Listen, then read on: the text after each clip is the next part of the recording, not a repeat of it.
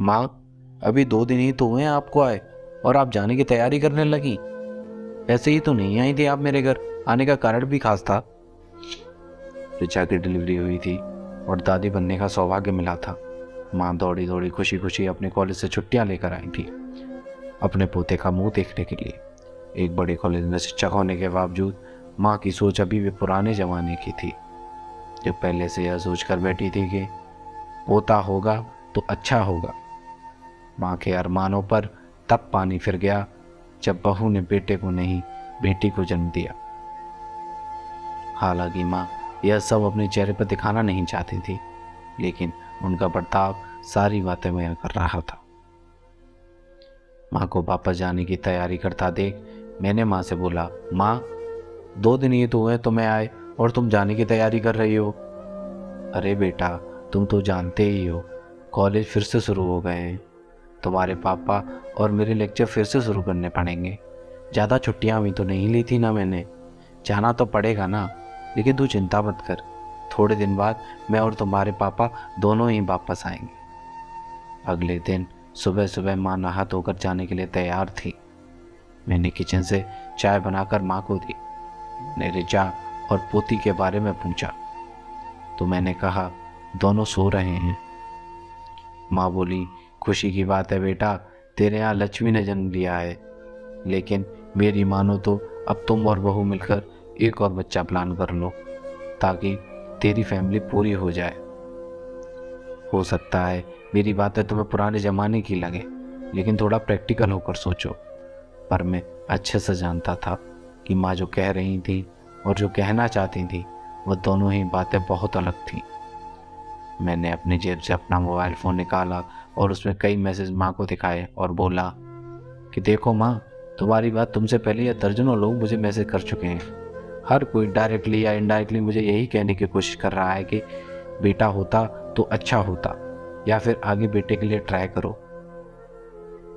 माँ, तुम चाहे मुझे जो भी समझाने की कोशिश करो, लेकिन मैं यही कहूँगा कि तुम और पापा दोनों अभी भी पुरानी दकियानूसी सोच को पकड़े हुए हो। और ऐसा मुझे इसलिए कहना पड़ रहा है क्योंकि अगर बेटा हुआ होता तो आप इतनी जल्दी जाने की तैयारी ना कर रही होती और उसे अपने हाथों में लेकर यहाँ से वहाँ खिला रही होती, और पापा भी यहाँ होते।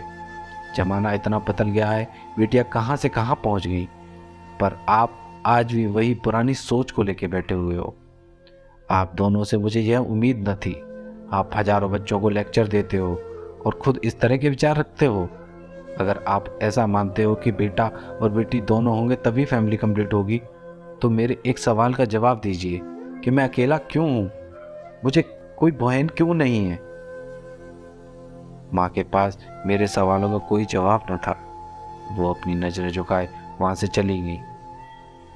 मैं अपनी माँ से बहुत प्यार करता था, बिल्कुल उनका अपमान नहीं करना चाहता था, लेकिन गलत विचारों का समर्थन करना भी मुझे ठीक नहीं लगा।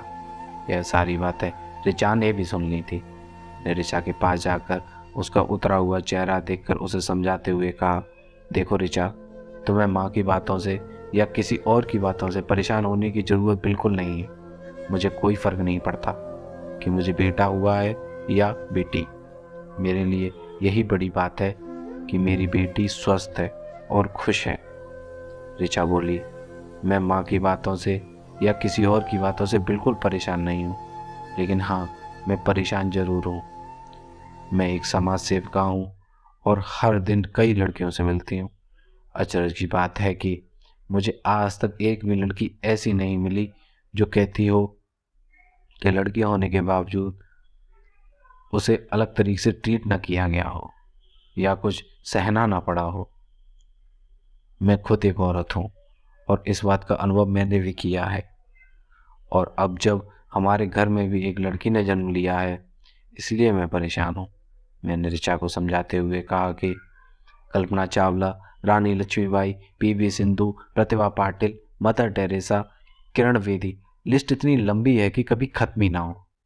क्या इन सब ने इस दकियानूसी सोच का सामना नहीं किया होगा?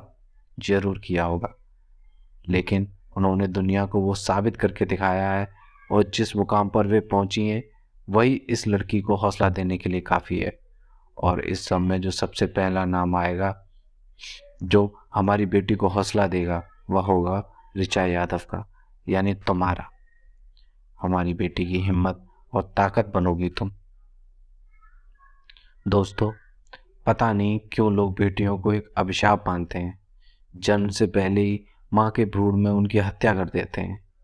बेटियां हमारे लिए हमेशा वरदान हैं, और वरदान थी और वरदान ही रही। और बस मैं यही कहना चाहूँगा, बेटे भाग्य से मिलते हैं और बेटियां सौभाग्य से।